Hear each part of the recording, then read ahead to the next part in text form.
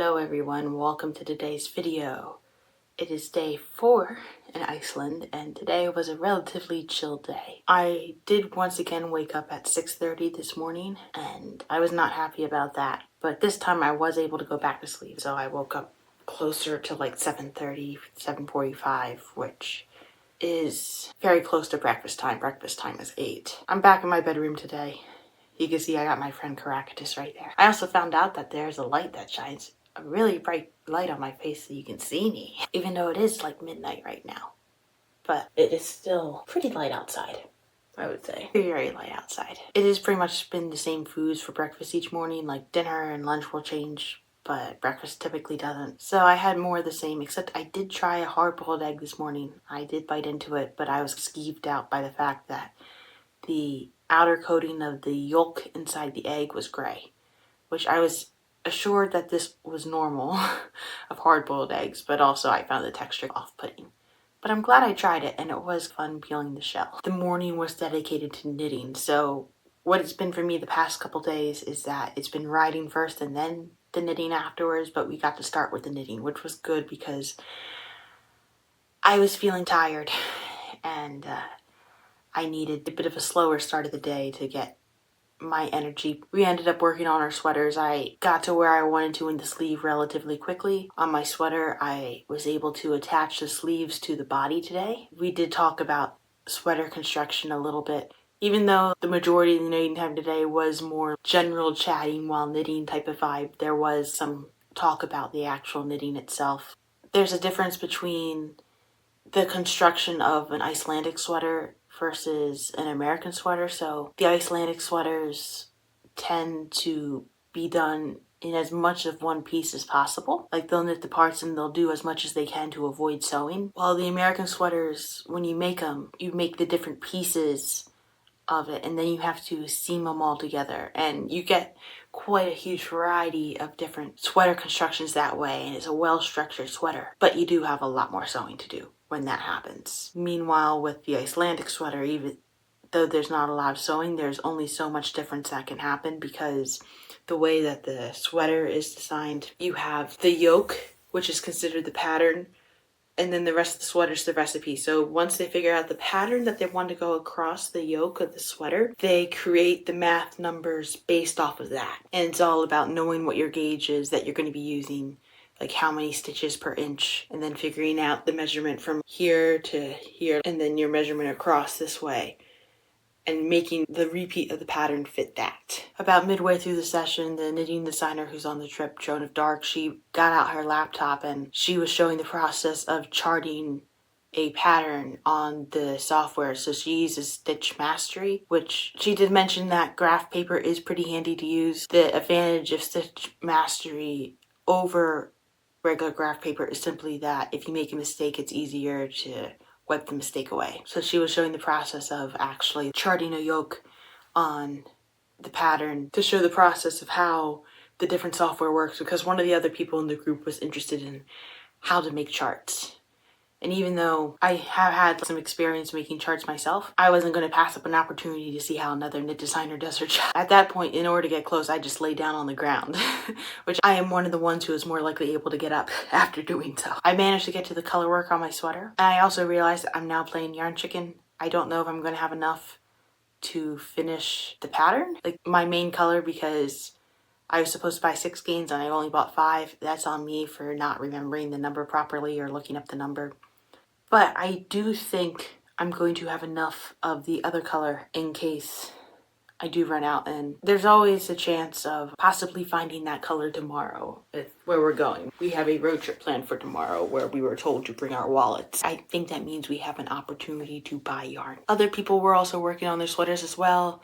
One person was working on a cowl, finished her cowl, so she was able to start a sweater, and other people's sweaters are turning out so nicely. We ended up working up until we were told that it was time for lunch, and we were told that we were being served a traditional Icelandic lunch today. It was called skyr, and skyr is basically like a Greek yogurt, like an unflavored Greek yogurt, and there are different things you put inside the skyr.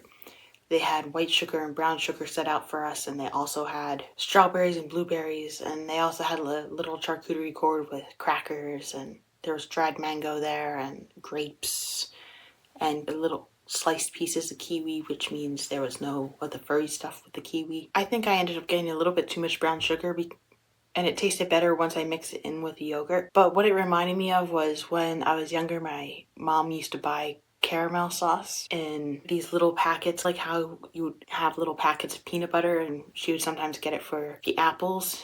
The skier today reminded me of that sauce and the texture and the taste. Probably because caramel is also a different type of sugar. We obviously saved room for dessert, which for lunch was different types of cookies, and they had some digestive cookies today. Some of the other people were really excited about the digestive cookie. And then after that, we knitted a little bit longer. Around 2 o'clock-ish, we went to the barn for our group ride, which the itinerary today said split ride, but they ended up not splitting us up. They kept us in a group. It ended up being the perfect schedule for today because in the morning it was raining, and by the afternoon it had largely cleared up. So we weren't having our lovely ride out in the rain. Even if it was raining, I still would have gone for the ride anyway. But I'm thankful not to have been in pouring rain just the same. I tried to wear a beanie with the helmet today, but the beanie I brought did not fit under the helmet, so I ended up not having it. We also found out that there was a bathroom in the barn. A lot of us ended up going over early. I just started preparing to go to the barn with other people, even though I was like, it's not happening for another large amount of time, but still the group mentality, yeah, it's like you go with the other people just so you know that you're on time. And I think a lot of us, the liquid from lunch just started hitting right at that point, so that bathroom came in handy. The barn workers started bringing in all the horses from the rain. They were coated with rain and mud and whatnot. While we were waiting for the horses to come in, because we were there so early in the barn, we were saying hi to the horses that were already in the barn, and there were quite a few of them who liked me today. There's one horse, her name started with an F. I'm not sure how to pronounce it. It's like Fioscard or something like that. But I was like giving the horse some attention, and then the horse was appreciating it, but then the horse started laying their whole head on my arm. The horse's head is pretty heavy. I was afraid it was going to crush me a little bit. And I was like, oh, that's the little horse is being affectionate. The other horse in the stall next to her, Alvar. Alvar was also wanting attention. So I was trying to pet him at the same time, and he was like trying to use his mouth to push things away. And a little bit later on, I just had to give him some attention to himself, and I walked around to the other horses around the back and on the other side. I spent a lot of time with Oscar. Oscar liked the attention a lot. Oscar had some mud on his face. He liked it when I scratched it off. And he also started going like towards my chest, and he was like using his mouth towards my chest. And it's like, okay, this is kind of weird. And Oscar's pretty smart because Oscar grabbed the zipper on my jacket and pulled my zipper down like 3 inches. And it's like, oh, okay, Oscar. But yeah, that horse likes me now, because when I went back to that a little bit later just to make sure I got a little shot of Oscar, he perked right up. During lunch, like the barn manager came around to make sure we were happy with our horses. I was perfectly fine still riding Feeful. So I had Feeful come in again, and I recognized Feeful when he came in. It helps that he is currently shedding his coat, which is not something a lot of the other horses are doing right now. So that helped do it. And he was covered in mud. On one side, on his right side, he was covered in mud. So I got a brush and I started brushing him out, giving him a good brush, especially on the really muddy side. And then they helped me get a saddle for him. I also got a bridle ahead of time because I noticed he wasn't wearing a bridle. And I knew he needed to wear a bridle, but I didn't know how to put it on. So one of the barn workers helped put the bridle on Feetful. While that was happening, he decided it was a perfect opportunity to poop on the stable floor. And it's like, oh, Feetful, are you feeling better now?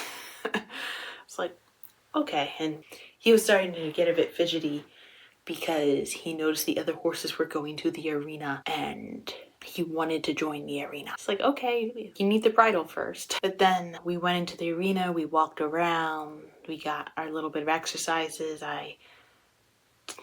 Whether he would follow my lead when I turned, and for the most part he did. We were waiting around to mount the horse, and while I think I would be okay mounting the horse without the little stepping stool bit, I am still waiting for the people to come by to make sure that I'm on safely and that the saddle is adjusted correctly. Also, the saddle today said Wakanda, which just like, oh, it's the Black Panther saddle, which is probably not related to Black Panther at all, but it's cool to think the Wakanda saddle, Wakanda forever. I thought Wakanda was just named specifically for the Marvel comic, and this is like the first clue that gave me an inkling that it might not be the reason why the word Wakanda was invented. Editing Becky here.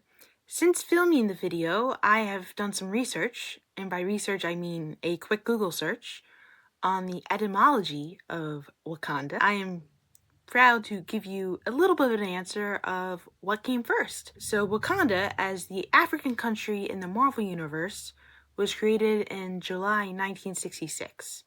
It first appeared in an issue of Fantastic Four, specifically issue 52. The Aston Wakanda saddle wasn't made until after 1985. We don't know the exact date in which the Wakanda saddle itself came about, but we know it's after 1985 because the company that is part of Aston released its first saddle that year, the Aston Special. However, while advertising the Wakanda saddle, the website mentions that Wakanda is a word from the Sioux tribe meaning possesses inner magical powers. Is that true? I don't know. Everything on the internet is taken with a grain of salt, yeah? So, with that information all found about, if I make the assumption that it's all accurate, then the kingdom of Wakanda came before the Wakanda saddle, but the Sioux people existed before the creation of the kingdom of Wakanda. So that's our little answer to what came first. The sites that I used to find this information will be listed in the description box, so if you would like to fact check me, please feel free. When I got on the saddle, I did try to keep the stirrups a little bit shorter today because I noticed they may have been a bit loose yesterday, but when I had the stirrups be a bit shorter, we were still in the arena and my leg just started to hurt. And I was like, oh, I'm not going to go through this. So I did end up calling the person over. It's like, please lengthen them. I am in pain. And she's like, oh, we don't want you to be in pain. It's like, thank you. So she lengthened them for me. We ended up going out as a group and we ended up starting our walk along the place where I took my walk yesterday morning, and we passed in 10 minutes what took me a half hour to walk. Because I've been riding the same horse for this past 3 days, I'm starting to develop a repertoire with this horse, so I can actually feel myself becoming more comfortable on the horse, which is like a nice reminder, yeah, because when you learn a new skill as an adult, it's like, I want to learn it now. I want to be good at it now. I need to be good at it. But then you forget because you've already been through it and you've lived so much life that as a kid, you had to learn so many things at once. And it took a while to learn those things. I mean, there's a reason why it's a school year and not a school day. Yeah. Because we teach people about these big topics that need to be broken out of smaller parts, and horse riding is the same way. You need time to get acclimated to learning how your body sits and how to pay attention to the horse and things like that. There were a couple times where I was like saying encouraging words to Feeful, like, good boy, like, nice and careful, steady and careful. You're a good boy today, Feeful. The person who was riding in front of me ended up hearing it, and she ended up saying later that she found it adorable. It's like, good boy. Right before going over puddle. It didn't feel as long as it did yesterday, but it was like a nice little trek. And one of the other people was saying like, oh, you've been smiling this entire trip. I was like, yeah, it's a lot of fun, but I guess when I'm around the horses, I'm too busy thinking about the horses that I'm not realizing what expression is on my face, which is actually something that's nice to not to have to think about. After the ride, we ended up dismantling a horse and bringing him back into the barn, and Feeful noticed his friend in the pen and did not want to go into the barn until he greeted his friend, which was like, okay, completely understandable. Then he was the last horse out there. It's like, Feeful, we gotta go in now. So we ended up going into a crowded barn. It's like, all right, where do we put the horse? And one of the barn people was like, all right, follow me this way. And we were close, but then Feeful wouldn't follow because some of the horses were too close together. So the barn worker had to nudge one of the horses to go in another direction. But then Feeful decided, for the second day in a row, that it was the perfect time to just pee in the middle of the stable. It was like, well, we can't move Feeful while he's peeing. And the barn worker's like, "Thanks, Feeful. Thank you for doing it in the stable instead of outside." It's like, yeah, he had all the trail to pee outside, and no, he just does it right in the stable. And then I was told that I didn't have to bring Feeful outside, which I could spend more time brushing him if I needed to. I haven't actually brought the horses outside yet. I didn't realize that was something I was supposed to be doing. I guess it's all good at this point. Feeful ended up getting tied up a little bit farther back than he's used to being, because Feeful's usually like right in the main area of the barn around all the other horses, and this he's towards the back of the barn, but he was right in front of Alvar and the other horse I was interacting with earlier, and they noticed me and went like, "Oh," like I was brushing Feeful's tail. They came up to me, it's like, "Oh, I want attention, I want attention." So obviously I gave him attention. Alvar attempted to nibble on my jacket a little, and then I had Feeful take a selfie with me. That was more for me than it was for him. He probably has no idea what's going on, except the human is acting weird, which is strange. I don't really tend to take selfies. The overwhelming majority of the pictures I take are not selfies. They are of the surrounding landscape or other interesting things. But every so often you just have to take the selfie with the horse. One of the dogs was outside, so we petted the dog. And then I realized that as an ambivert, I have been spending a lot of time exercising my extrovert side, and the introvert side was calling for some lower sensory input for a little bit. So I took a half-hour rest after coming back from the ride. It's like part of me was like, oh, I want to go out there and interact with other people, but then another part of me was like, Becky, you usually spend a lot more time by yourself during the day. You need to take some time to like decompress. So I took that time. I went back out about a half hour later and went back to my knitting, and we had a couple hours of knitting up until dinner. I was told a different way to do color work today than I usually do, about trying to keep the floats a little bit better organized, and I did try that method today. My hands are not comfortable with it yet. I kept finding myself reverting back to the old method, but knitting's a skill that still requires practice like any other hobby, so I'll have to practice that a little bit more in order for it to feel natural. But it was exciting to actually start working on the color work portion. I did squeeze into the same part of the couch, even though the couch was a bit crowded, because I walked to my project. I've been in the habit of just leaving my project out in the common room, because the only people currently in the guest house are people on the group tour with me, and it's a pretty safe environment. It's not like a hotel where there's a stranger who I don't know, who I would have to guard things from. Supper today was lamb and a mushroom sauce and some mushrooms and russet potatoes, I think they were called. It tasted like a mixture of regular potatoes and sweet potatoes. And there was bread, and the lamb was very, very good. I had to put it out of my mind that the thing that I was eating are the cute animals that I see outside. But it did taste very good with the mushroom gravy sauce, and the mushroom gravy sauce also hid the fact that part of the meat was red, which is usually something that kind of skeeves me out a bit. But the meat does taste better when it is not completely well done, but choosing well done for me is more of a anxiety coping mechanism than it is actually about taste. We could actually smell the dessert being made before dinner time came. The wine came out before dinner too, so once I had the glass of wine again, that kind of whetted my appetite. After dinner, I realized that I needed to have some pictures taken. Like, the weather was pretty good outside.